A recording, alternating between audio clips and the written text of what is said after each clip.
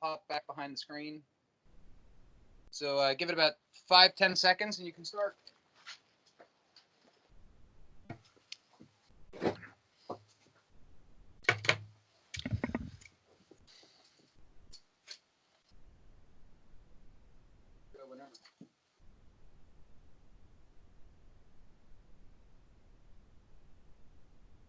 Are we on?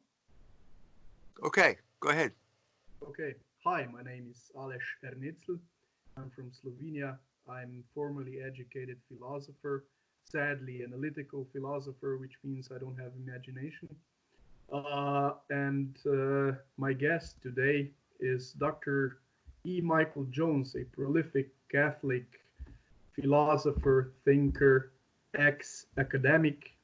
What happened to you, Dr. Jones? Would you tell to our Slovene audience? You were an assistant professor at a Catholic university, right. St. Mary's College, and you were fired because... Yeah, I got a PhD from Temple University in 1979 in American literature. Wrote my dissertation on Nathaniel Hawthorne. That's now available as a book called The Angel and the Machine. And I was hired at the MLA convention in '78 to teach at St. Mary's College, which is in South Bend, Indiana. So I came out here, and 1 year later, I was fired because of my stand on abortion. Now, this was a Catholic college. I was a little bit shocked. I had to go through a lot of explanation. I'd say I got fired because of abortion, and they'd say, oh yeah, it's a Catholic. No, I said I was against abortion. So that led me to abandon academe and start a magazine called Culture Wars, now called Fidelity, and it's now called Culture Wars. So it was God intervening in my life and doing me a favor by getting me out of academe when it was a good time to leave. But how does that happen for an average Slovene political commentator, political thinker? It's not so. It's not usual. How should we grasp the fact that you were fired from the Catholic college because you were against abortion? Does that mean that the Catholic Church in America is being subverted? Yes. The subversion of the Catholic Church began with Catholic colleges and universities. And that began immediately after the end of the Second Vatican Council. The big crisis came in 1968 when the church issued Humanae Vitae, the encyclical against birth control. And there was a revolution on the campus of the Catholic University of America. The university which is run by the bishops. Okay, that is the standard story. The more important story was that 1 year before that, there was a professor at Catholic U by the name of Charles Curran who was preaching sexual revolution in his moral theology class. The bishops let his contract expire, and then they backed down and rehired him. This had disastrous consequences because in that same summer, Father Hesburgh, the president of Notre Dame University, used the Curran affair as a way of stealing Notre Dame University from the Catholic Church. He is privatized it, is what we would say now, basically put it under a lay board of trustees. And that set the paradigm for all of Catholic higher education in the United States of America. And that meant nobody lives in a vacuum. And that meant instead of following the church directives, the Catholic University followed government directives. And so that meant support for contraception because the government was getting involved in the promotion of contraception, population control. This was the beginning of that era. Hesburgh, it turns out, was working with the Rockefellers to promote contraception. They were the ones who were paying him to make these changes. So the consequence of this was feminism. Women's liberation followed naturally from the invention of the birth control pill. and women's liberation became a force in American politics during the 1970s. And during this period of time, Catholic institutions which were run by nuns were especially susceptible to feminism. I've said before, feminism was to nuns what whiskey was to the Indians. They had a fatal weakness for it. And they all got intoxicated by feminism. And by the time I arrived, as I said, I arrived at this Catholic college, called itself a Catholic college, run by nuns in 1979. By that time, the feminists had taken over the college. So I knew something was going on. So when I was at the MLA convention, I asked the people what was the relationship between feminism and Catholicism at St. Mary's. And I had bought a folding bicycle a year before in Cambridge. And I rode that bicycle to the MLA convention. I folded it up and carried it into the room. And they were so amazed at this folding bicycle, they forgot to talk about anything else. So I asked the question, and then one of the people said to me, "Can you unfold the bicycle?" So they never answered my question. I got hired, and then I got fired a year later when they finally realized that I was against abortion. Fascinating. So when we average people look at today's Pope and we think of him as a first subversive element of the Catholic Church, we're far behind. This has been happening for years now, for decades. So how far should we go when we ask ourselves, when did the subversion of the Catholic Church happen? Or is it just the States? Is it just America? Or is it about the whole world?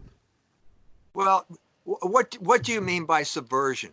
Specifically, what I said is the change in allegiance from the Catholic Church as the organizing principle to the United States of America as the organizing principle. So we're talking about the heresy that Leo XIII called Americanism. It was always dormant, and it came out, flared up again in an especially virulent state after the Second Vatican Council, because at that point there was a state of confusion, and people who wanted to do things like steal property had cover. Confusion is always a good time to engage in theft, and that's what happened here. And it happened in America first because subversion is, in this sense, means subjecting yourself to the control of the American empire. So obviously it's not going to happen in Slovenia in 1967 because that was Yugoslavia. Nobody even knew there was a Slovenia at that point. Everybody thought it was, and that was Tito, and that was communism, and we knew he had his differences with the Russians, but still, it's not going to happen there. You were preserved. The entire communist bloc was in many ways preserved from this type of subversion because you had a clear opponent in every country. So, for example, in Poland, you had Cardinal Wyszynski standing up to the communists. In Hungary, you had Cardinal Mindszenty, and in Yugoslavia, you had Cardinal Stepinac. So you had an adversarial relationship with the government that everybody understood, and that protected the church. In the United States, it was the opposite. The dangerous situation is when the church considers the government its friend. And that was precisely what it was like in the United States during the 1950s, because this is the era of the anti-communist crusade. And that the church was fully on board with collaborating, and they got used to collaborating with the government. And they felt, I think if you asked Father Hesburgh, he would feel that the government had a superior understanding of ultimate reality and human nature to the Catholic Church because they were Americans. So you were spared that because of communism.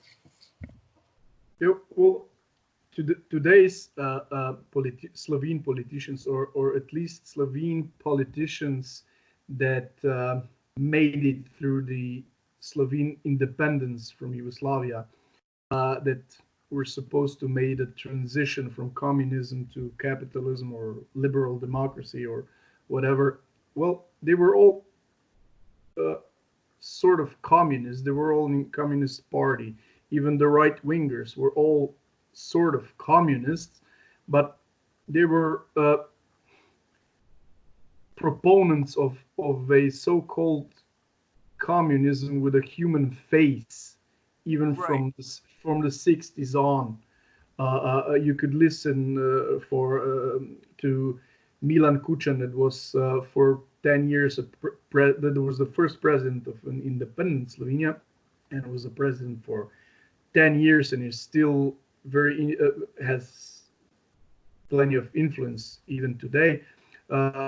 You could hear those people talk about ideas that you could only hear, I mean, that started in America. So the influence of America on Yugoslavia was is an old thing, is a decade-old thing. Right. Yeah. Yes. I think one of the crucial artistic artifacts of this period is that film by Dusan Makayev. Dusan Makayev. I don't know about him, but yeah, it's probably He was a Makayev. Serb. Yeah. He's a Serb. He was a Serb, and the film was about Wilhelm Reich. It's called W.R. Mysteries of the Organism, and it came out in 1971. So we're talking about the change from classic communism, which deals with economic issues, to the new left, which deals with sexual issues as the primary issue. And he was part of that same thing, part of the same wave that Michel Foucault was part of. He redefined communism during this period of time. And that film made a big impression on America, and it became part of the whole wave of introducing Wilhelm Reich to America. It was a very important film during that period of time. You mentioned Aloysius Stepinac before. We people from former Yugoslavia, even of my age, we went through certain education, and we were educated in the sense we got to know that Stepinac was a fascist. It was a part of the Ustaše movement, that the NDH movement that supposedly, or it collaborated with Hitler. What's your take on Stepinac and his work? Do you know Stepinac good, or? I think that's the lie that the communists tried to use against Stepinac. That's why they put him on trial. They wanted to destroy the Catholic Church, and in order to do that, they had to associate him with the failed Ustasha regime. Stepinac stood up to both the Ustasha and the communists. Now, whether he felt that they were equally dangerous, I don't know. I mean, he was also a patriot. I think he was a Croatian patriot. He wanted to defend his country. He understood that the Ustasha were basically inspired by alien ideologies that were not compatible with Catholicism. I mean, first of all, Italian fascism, okay, was not compatible. The Ustasha was a creation of Italian fascism. At the same time, when the Nazis invaded, they started talking about ideologically alien issues like race. I was scheduled to have a debate in Zagreb with the white racists, nationalists, whatever you want to call them. And I thought, this is providential. What better place to discuss race than the former Yugoslavia, where it had absolutely no meaning whatsoever. The big divisions in Yugoslavia were all religious divisions. Okay? And so Stepinac is smart enough to understand that when the Nazis come in and they try to come up with some type of racial distinction between Serbs and Croats, it doesn't make any sense. He understands that. Okay, and he stood up to both, and I think he should be canonized. Has he been canonized? Has he? I'm not sure, but I'm pretty sure that I don't know. I don't know. To be honest, I don't know.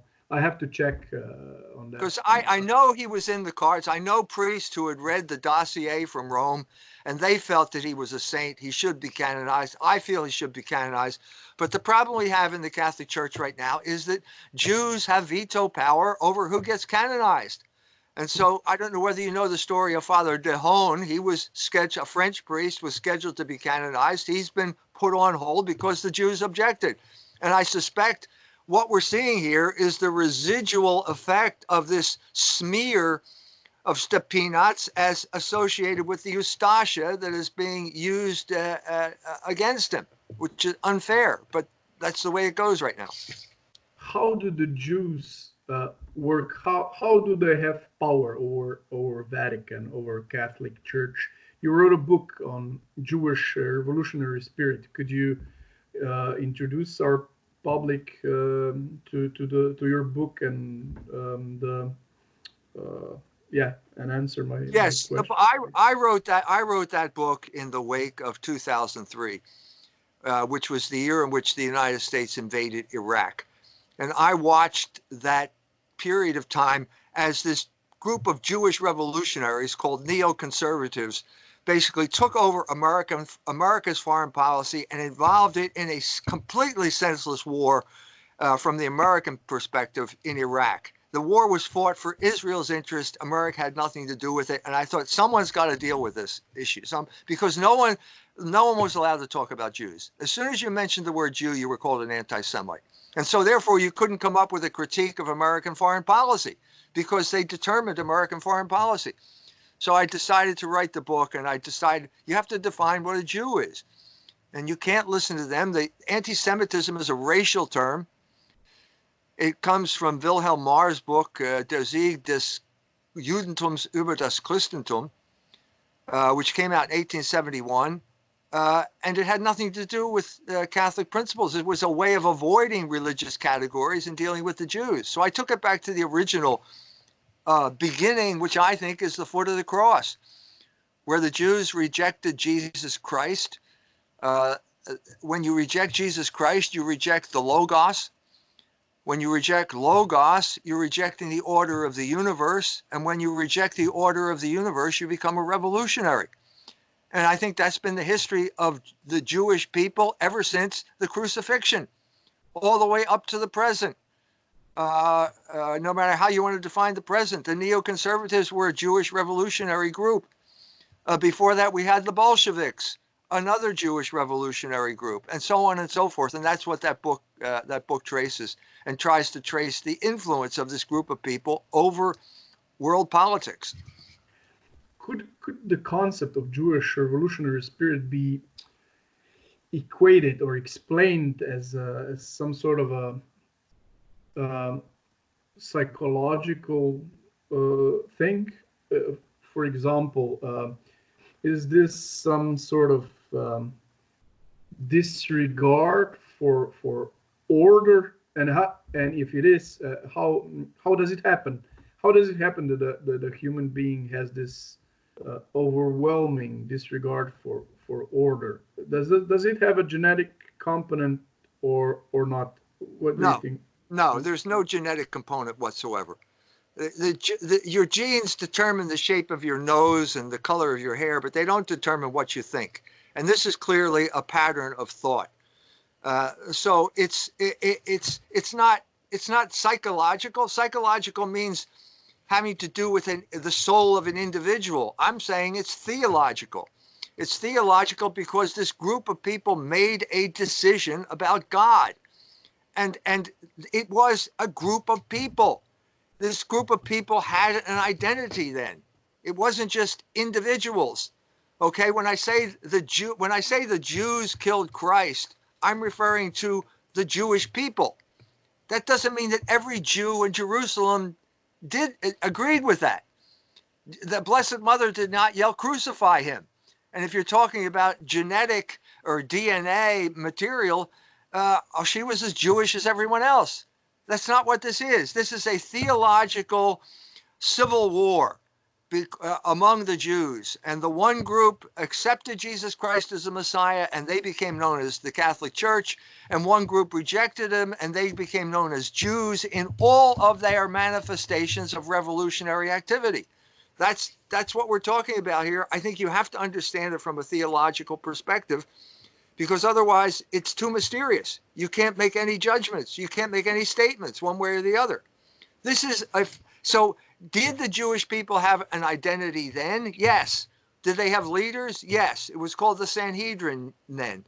Do the Jewish people have an identity now? Yes, they do. Every year, Germans write a reparations check for World War II to the Jews. And there's a group of people that cashes that check. Does that mean every Jew gets the money? No. That's the whole point of Norman Finkelstein's book, The Holocaust Industry. The Jewish organizations get the money, and they use it to instill fear in the Jewish people to keep them under control. That's the way it works now. That's the way it's worked for thousands of years now. What's your relationship towards ADL? Did you have any problems with ADL in your life, or? I have the honor of being named as one of the 10 people who should be banned on the internet. And that honor was given to me by the ADL. Now, think of how many people use the internet on a daily basis. We're talking about billions of people. So the ADL has singled me out as one of the people who should not be allowed to do what we're doing right now. In other words, to talk. So yes, the ADL does not like what I'm doing. They've mentioned my name specifically. And what they've done over this past year, in effect, is that they made me famous because they started mentioning my name.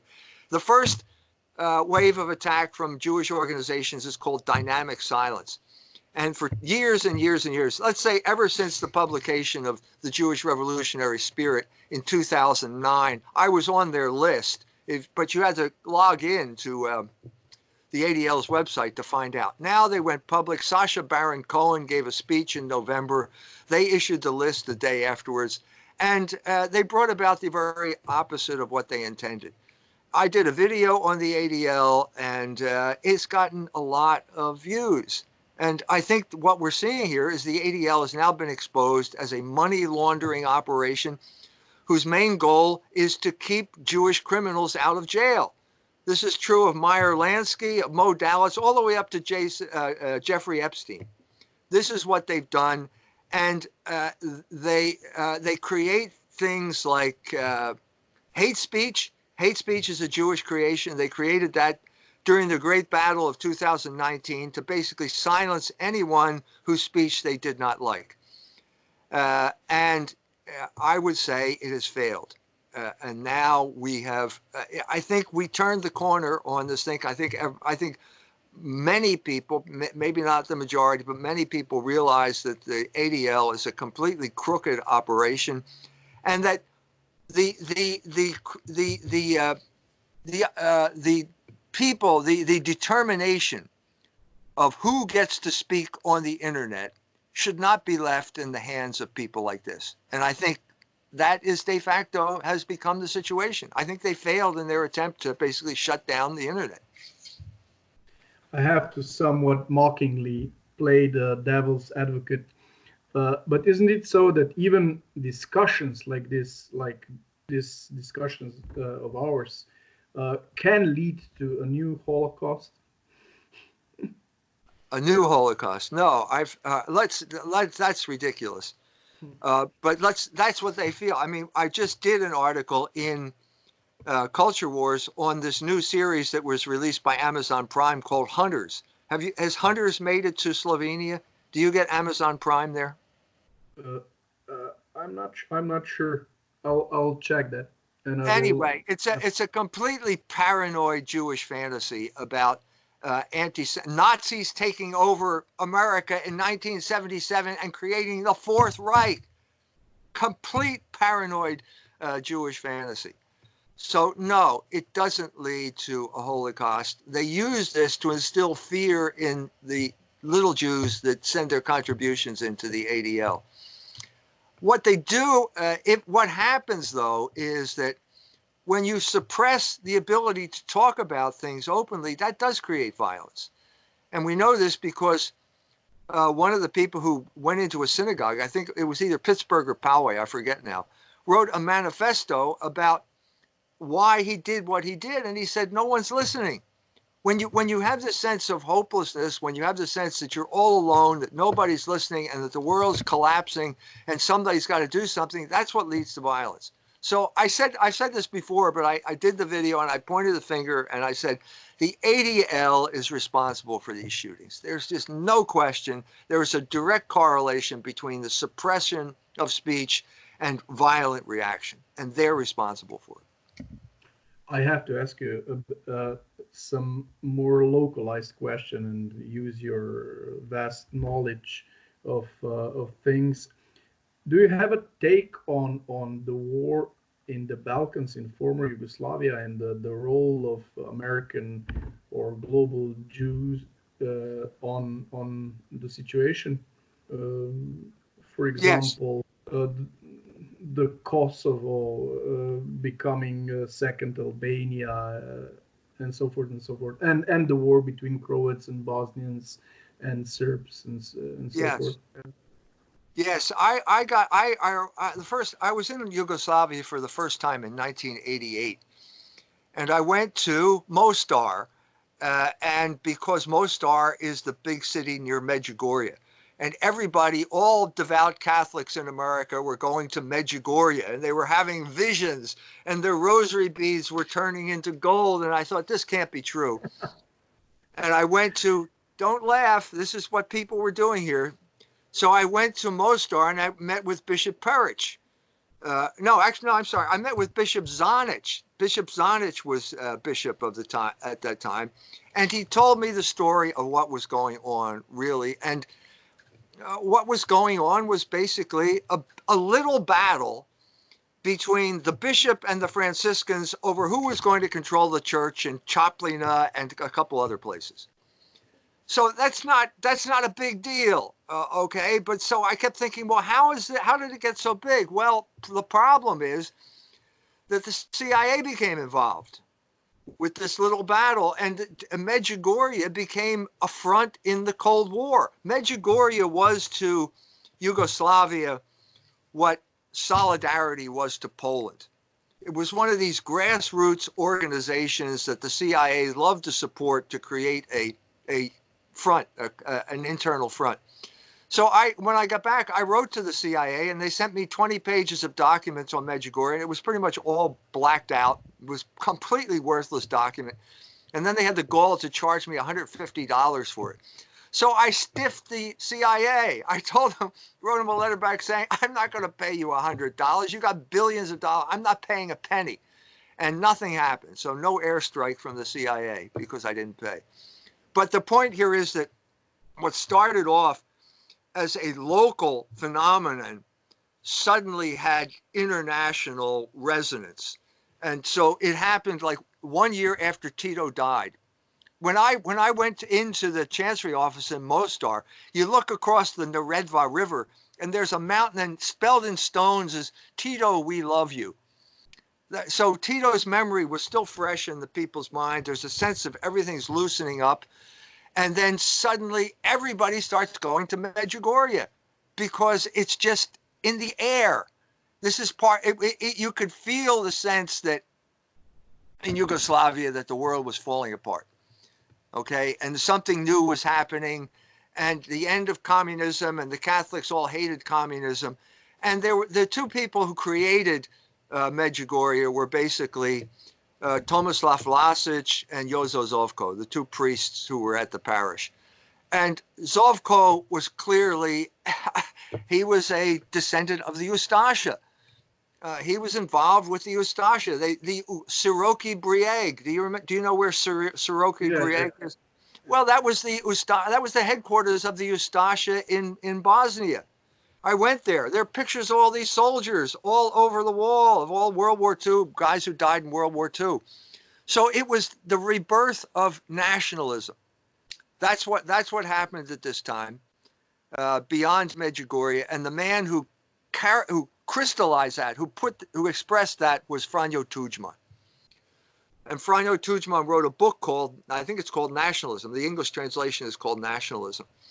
And he talked about, it was the first time I ever stood America, because I realized America is just like Yugoslavia.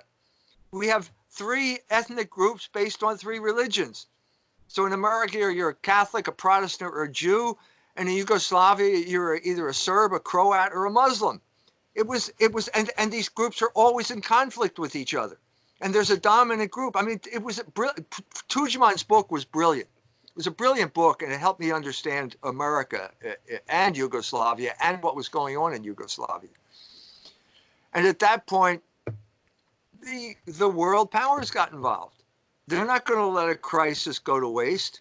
And so they got involved. I told you the CIA was already involved with Medjugorje, promoting it. Suddenly, all these glossy pictures of the seers show up in America. Where did they come from? Who had the money to promote this?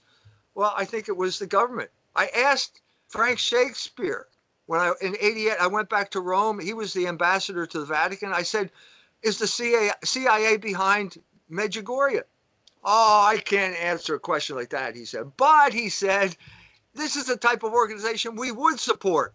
Well, I think he was pretty much telling me that they were. So then the United States' interest is to break up Yugoslavia, because Yugoslavia, I think in their eyes, was dominated by Serbia, and Serbia is a proxy of Russia. And so we're talking about the breakup of the Soviet Union occurring around the same time. And let's use these nationalist forces. Let's get these national forces fighting each other. And that will bring about the breakup of Yugoslavia. And then we can take a country that was a significant player in the third world during the 70s. Tito was a figure to be reckoned with among the third world in the 70s. Break it up into pseudo countries like Bosnia-Herzegovina. Has that ever been a country? I'm not. It's so small. It's completely insignificant, and that is the point of breaking up Yugoslavia. So now you have countries that are small and insignificant and at war with each other, and that fits the plan of the United States. Now, the other plan, of course, is to weaponize the Muslims. And that's what happened with Kosovo. The United States came out in support of Kosovo to basically destroy Serbia. I think the goal of this was to destroy Serbia as Russia's proxy in the Balkans. I think that was the main point, to weaken their influence there. And they used the Croats certainly were then weaponized, and I know they were using money, Medjugorje money, to buy weapons during the Civil War. So in your opinion, the Albanians were used as a tool against Serbs because they were mostly the Muslims? The Muslims were used as a tool. The Muslims were instrumentalized as a tool. So in a sense, the same group of people that the United States is calling terrorists when they're in places like Syria are called freedom fighters when they're in Kosovo, because they are working for the American foreign policy goals. That's exactly what was happening. And so they used the Germans. The Germans were in on this. They staged an atrocity at Ratchak. I don't know whether you remember this, but basically there were dead bodies there. They took pictures of dead bodies. It turns out that the bullet holes in the clothing did not line up with the bullet holes in the body. They had been killed. But this was used as the pretext to attack Serbia and drop bombs on them for 70 days. 70 days they used to attack Serbia.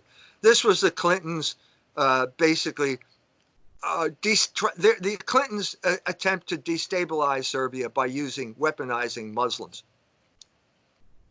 So how to make sense of the whole situation from the point of view of a European? You have Democrats and Republicans in America, and you have so-called conservative media and progressive media, and it seems that there's a conflict between them, but is there really a conflict between them or not? How to make sense of all this? For example, and how to explain it with the Jewish power over American nation? Right. Okay, so yes, there is a conflict between Democrats and Republicans because they both want to occupy the same political office, like president. So obviously there's a conflict when it comes to the president. But when it comes to foreign policy, no, there is no conflict. There's a consensus, and the consensus is we do whatever needs what needs to be done in order to promote the American empire. Okay, now, in order to understand what happened in America, you have to understand what happened at the beginning of the, let's say, the end of the 1970s. 1978, Jimmy Carter is running for president. He appoints Paul Volcker as head of the Federal Reserve System, which is our bank, our national bank. And at that point, Paul Volcker serves only the interest of the creditor. He's only interested in serving the creditor, and so he raises interest rates up to 20%, introduces usury to the United States economy in a way that would never existed before.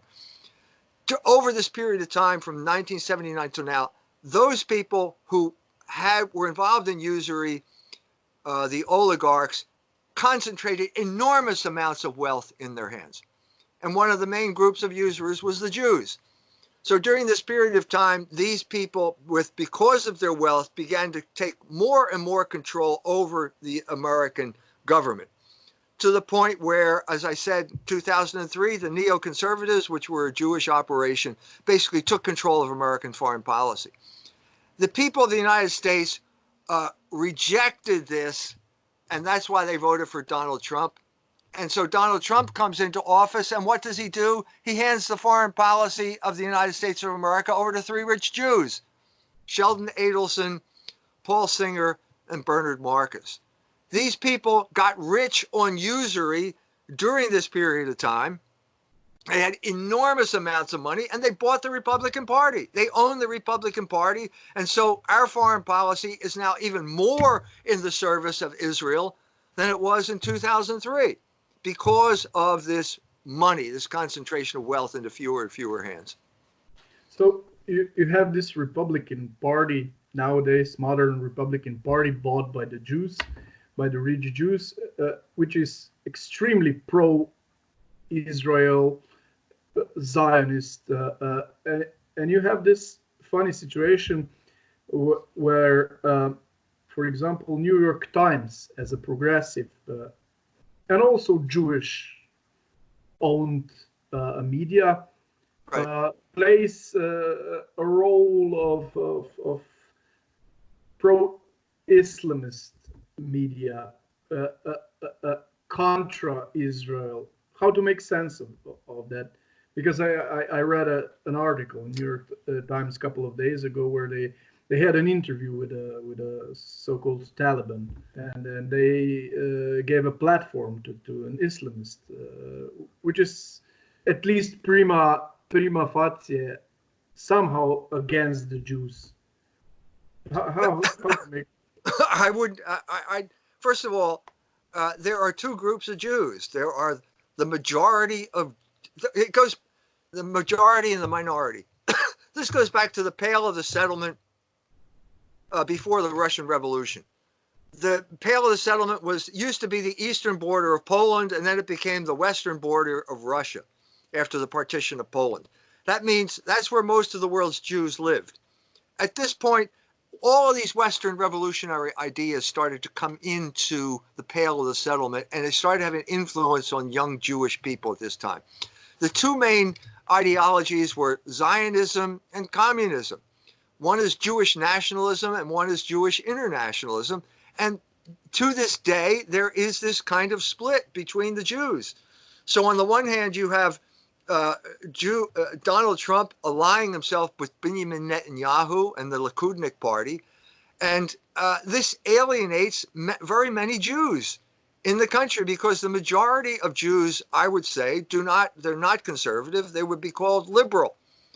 They are socialists. They are the heirs of the socialists and the communists just as much as the Likudniks are the heirs of the Zionists. And so you have this conflict, and the conflict now in the New York Times, anything that Donald Trump did would be bad in the eyes of the New York Times. The New York Times hates Donald Trump. And I think this is why they would interview give a sympathetic hearing to the Taliban, because Trump is trying to get out of Afghanistan, and this will make him look bad. So I think that's what explains it. We Americans now are hostage to this basically Jewish civil war. And we generally have a choice between, supporting liberal Jews or supporting conservative Jews, and that's pretty much it. That shows you the power. The liberal Jews control Hollywood. The conservative Jews control the foreign policy. Between the two of them, there's not a whole lot of space for people like me to express my point of view. I don't exist. The only way I exist is as an anti-Semite on the list of the ADL. Otherwise, I would have no existence whatsoever. Would a conservative Jew like Ben Shapiro debate you? You have to ask Ben. I'd be happy to debate him. I just did a show with Charles Moskowitz today. He's a Jew. I talk to Jews all the time. Many Jews agree with me. It's a question of Jewish ideology and a question of ultimate reality and a question of theology. And I'm happy to talk to them. But I'm saying in general, Catholics do not have a platform at all. The only platform we have is the internet now. It's that simple. I could talk about the history of this. I mean, the battle between Catholic and Hollywood Jews over movies that began in the 1930s, the Legion of Decency, the way the Jews used the Holocaust to overturn prohibitions against nudity and obscenity. This is how they gained control, and now they have pretty much, they had total control until the internet. And now the whole battle of 2019 was to say, okay, we're going to extend total control over the internet as well. So I think that's pretty much where it stands right now. We had a big battle, and we're at a standstill. You wrote a book about this stuff called Libido Dominandi. Right. Could you present a little bit it to our audience? Libido Dominandi is a book. The subtitle is Sexual Liberation and Political Control. And the point of this is that all forms of sexualization are forms of political control. And the example I gave many times was the Israelis going into Ramallah and taking over the Palestinian TV stations and then broadcasting pornography. The Palestinians could not go out of their homes because of Israeli snipers would have shot them if they had done that. The only source of information they had was turning on their television, and the television was playing pornography. Now, I'm saying this is a paradigm that allows you to understand that pornography is not freedom, it's not entertainment, it's psychological warfare. This is proof that it's being used as psychological warfare, and now we have a total lockdown of the entire world because of this virus. And you have in Indiana, religious services are banned, but pornography is accessible. So Ramallah was a paradigm of sexual liberation and political control that has been imposed on the entire world now. This book begins with the French Revolution, and it goes all the way up to almost the present, showing one instance after the other. I think once you say it, everybody understands it. And it was translated into Polish. I did a book tour in Poland for the Polish edition. And a year or so later, I was in Argentina. A Polish man wrote to me and he said, between your book and the Polish bishop's statement, you have destroyed gay marriage in Poland. So I think it's had some success. And I think this was in many ways the first wave of taking control of communist countries in the East. I mean, if you look at places like Prague,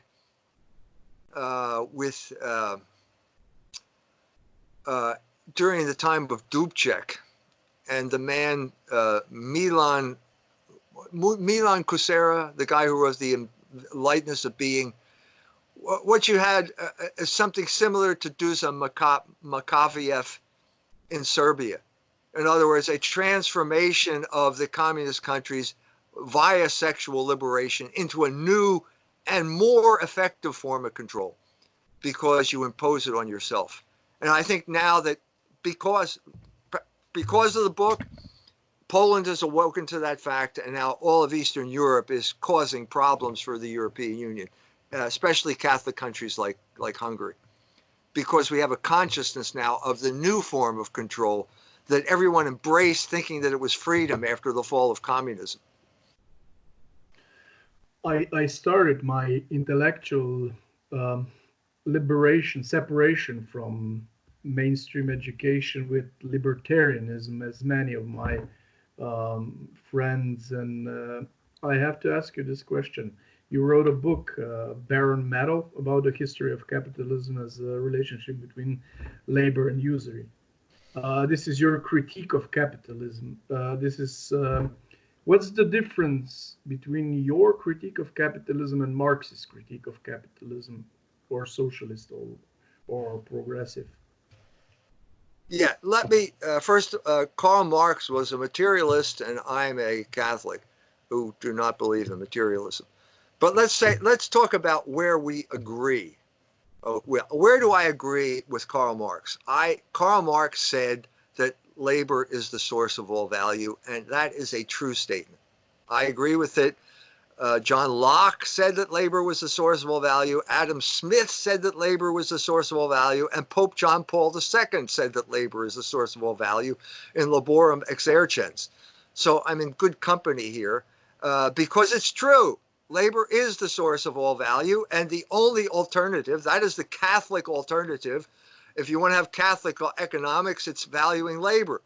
There's only one other alternative, and that's the Jewish alternative, and that is proposed by Shylock in Shakespeare's play The Merchant of Venice. And Shylock says that my ducats can copulate faster than Laban's ewes and rams. So he's talking about usury, he's talking about lending money out at compound interest. That is the fundamental conflict in economic history, as I see it. Okay, now, how do I differ from Karl Marx? Well, Karl Marx, first of all, has nothing to say about usury. He attacks capitalism, which is a completely neutral concept. And in many ways, capitalism, if by that we mean, no, I'm sorry, I didn't say capitalism, I meant capital. Capital, he attacks capital as something intrinsically evil. It's not intrinsically evil.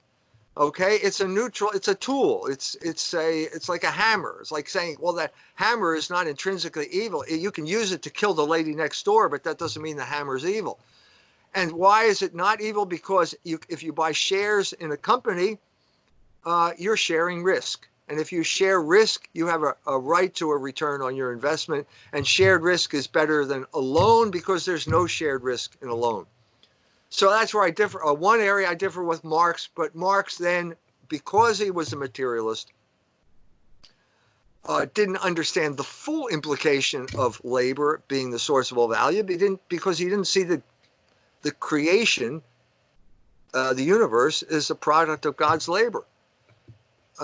And he also made a mistake by thinking that he could deduce the price of an object from the amount of labor that was put into it. And that was Karl Marx's labor theory of value. Were you taught this in school? Are you too young to have been taught communist theory? Yeah, I'm too young to be taught that in school, but we were taught about that in our media. Right. Probably a lot. So the point here is, no, you cannot deduce the price from the amount of labor. And the classic example is you could build a vineyard in Iceland, and it would require enormous amounts of labor, and you'd end up with crappy wine at the end of it. And so let's just leave the Icelanders to catch cod, and we'll build the vineyard on Kirk, where my friend has a vineyard, and it will be less labor and better wine. So the only way you can come up with a price is through a market. And the market basically, the center of all economic activity is one man who wants to buy something and one man who wants to sell something. And so that is because both of these men are trying to achieve the good. And anytime you want to achieve the good, you're talking about morality.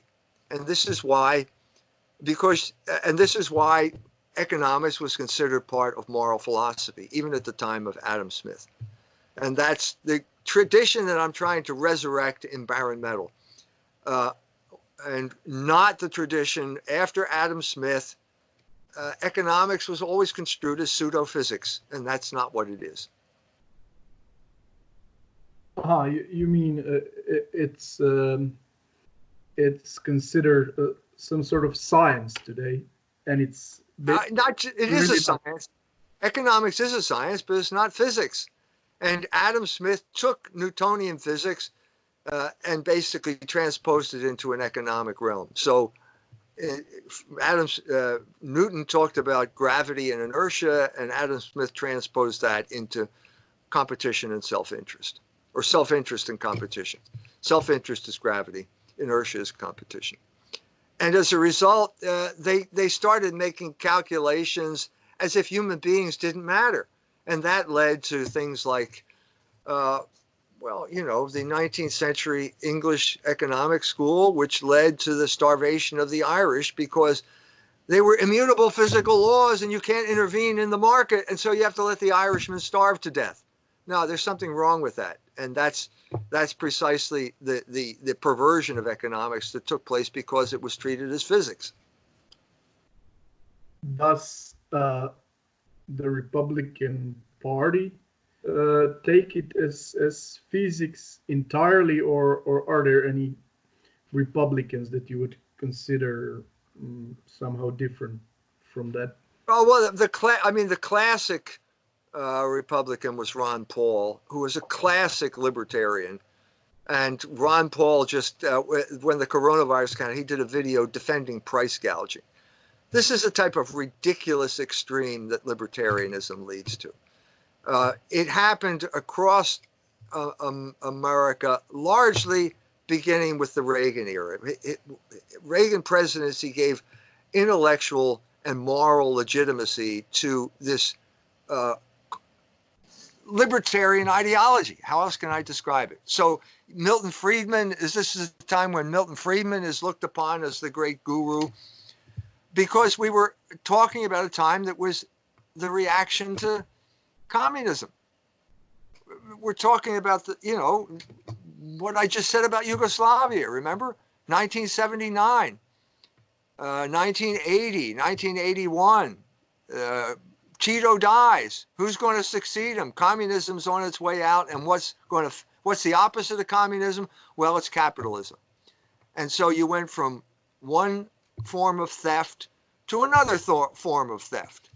Happened all in Eastern Europe within a matter of years. So after the fall of communism, you have looters like Jeffrey Sachs, Jewish looters, working for Harvard at the time, engages in the privatization of Poland, which meant the looting of public resources and putting them in the hands of a few people. And then the worst case scenario was, of course, the looting of the Soviet Union, where the entire wealth of that huge country is put into the pockets of 8 oligarchs, 7 of whom were Jewish, who then sent the money back to Wall Street. And it was a completely corrupt operation. And it nearly killed the Russian people. I mean, the population of Russia actually went down because of the collaboration of Boris Yeltsin and Jeffrey Sachs. Boris Yeltsin's job was to stay drunk while Jeffrey Sachs looted the country. A couple of months ago, something peculiar happened. A movement called the Groyper movement. This Groyper movement mentioned a lot of your thoughts, and it's ideologically somehow connected to you. They started a culture war against mainstream conservatism, for example. Right. Yeah. Charlie Kirk. What's your take on this movement? Yeah, this was a group of 20-year-olds. I think a guy by the name of Nick Fuentes in Chicago came up with the term. And basically he gave an accurate presentation of the actual situation of 20-year-old men in America, the people in their 20s. And the fact of the matter was that they were overburdened with student debt and they were addicted to pornography. In other words, subjected to two ruthless forms of control. And I think my book, Libido Dominandi, helped explain to them how sexual liberation was a form of political control. I mean, once you say it, it's suddenly, oh yeah, now I understand it. You don't have to read I think you should read the book, but I mean, the idea is so clear, and they started to act on it. So I didn't direct any of this type of stuff, but in November, a group of people, men, were going to boycott pornography and abstain from masturbation. Well, that's good, isn't it? Well, no, it's not good, because this is the main form of control that's imposed on them. So the Rolling Stone magazine wrote an article in which accused these people of being anti-Semites because they were not... Because of masturbating. I'm not making this up. This is for real. This is a sign of their desperation, because this was one more instance that the oligarchs were losing control of the mind of the American people. I mean, Donald Trump was another instance. There are many instances, but this was another instance. And the oligarchs were upset because someone said sexual liberation is a form of control, and people started to wake up to that fact and act on it. So then so then Charlie Kirk arrives on the scene. He's a 20-year-old. He's there to control. He's a commissar. We would call him if it were the Soviet Union, he would be a commissar. He's sent out to keep this group under control in the name of representing them. He doesn't represent them at all. And so he has this thing called Turning Point USA. And he's supposed to talk to this demographic. So he shows up in one of his talks on campus, and he's got a black guy with him. And the black guy's a homosexual. And suddenly Charlie Kirk is telling everybody, these 20-year-olds, the Groypers, if you want to be on board to be calling yourself a conservative, you have to accept homosexuality. Well, this is too much, because they were just awakening to the fact of how sexual liberation is controlling them.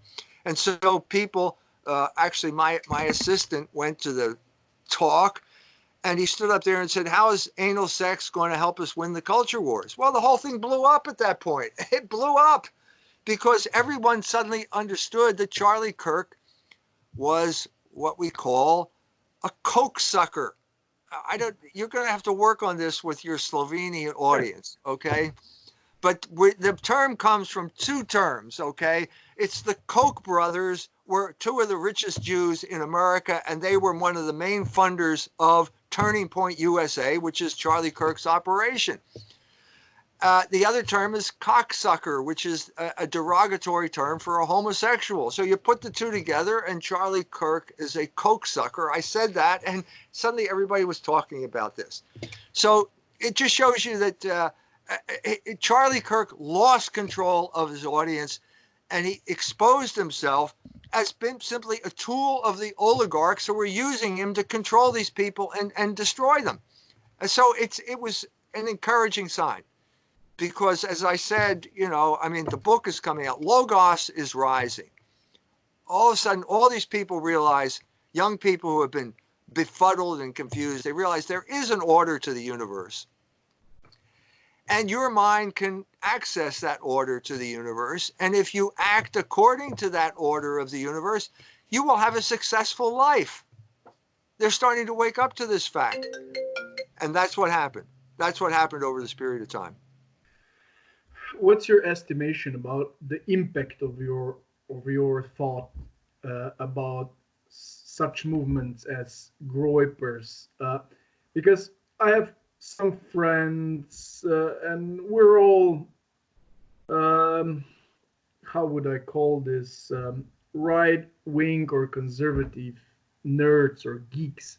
And you are for us as Jay-Z is for an average, I don't know, music lover or something like that. But I'm not quite sure how many of us more is this impacting. What's your estimation of? I have no idea. First of all, I don't even know who Jay-Z is. Who's Jay-Z? Is he a rapper? I think he's a rap star, isn't he? Wait a minute. He's the guy who organized the Super Bowl halftime show. So I'm sure Jay-Z would be flattered to hear that he's being compared to me. I'm sure he would be flattered to hear that. But to answer your question, I don't know. You never know. The whole point of being a writer is you write it off and then you send it off into the ether and you don't know what's going to happen. Maybe nobody's going to read it. And I think there's a theological equivalent to this, because Jesus Christ was talking about how does the word of God spread throughout the world? And he said, you don't know. You don't know. He said, it's like leaven, it's like yeast in a loaf. So you have dough, and it's like this little lump of stuff, and you put the yeast, you knead it, and then you come down in the morning and it's this big, and it's spread all throughout it, and you didn't do it. And so I think that's the same thing with your influence. I mean, you write something. I've been doing this for 40 years now. It's not as if I did it yesterday. And lots of times, I mean, my prayer was, Lord, we have labored all night and caught nothing. I could say that prayer with a lot of sincerity. But I mean, the point here is you don't know. You don't know. Sometimes somebody writes to you and says, you changed my life, and you're just grateful to hear that. A lot of times you don't hear anything. A lot of times it's, Lord, we have labored all night and caught nothing. You mentioned you were supposed to debate or talk to Jared Taylor from American Renaissance in Zagreb about the race issue. And I have some neo-pagan brethren that would like to ask you this question. Could you do you know the work of Jared Taylor? Do you know his arguments? Could you create a steel man for him and then refute it? How would you could you present to us? How would you make your arguments in this debate? You know what? Frody wrote to me when the coronavirus broke. Frody Medjugorje is the guy who's organizing this for the Skanja Forum. And he said that debate is not canceled, it's postponed. Okay? So I am not going to answer your question, because the debate is going to take place at some point, and that's the point where I'm going to deal with that issue. So tell your white boy friends to come to the debate the next time, and then they'll find out the answer to that question. I mean, so the question I would put is, when did Tom Sunich become white? Was he born white, or did he become white? He was probably born a Croatian. He was probably baptized a Catholic, and at some point he became white. And that's part of what I was going to talk about. But I don't want to get into the whole thing, because then I'll ruin the debate. Yeah, I can I can understand that. Dr. Jones, you made me extremely happy because you talked to me. Thank you for everything. I hope we will have another discussion some other time. Have a nice evening. I hope your ideas will spread soon and in great measure. And thank you. Thank you once again. Thank you for having me. It was my pleasure to talk to you. Thank you.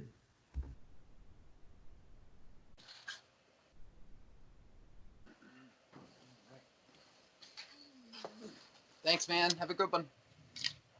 How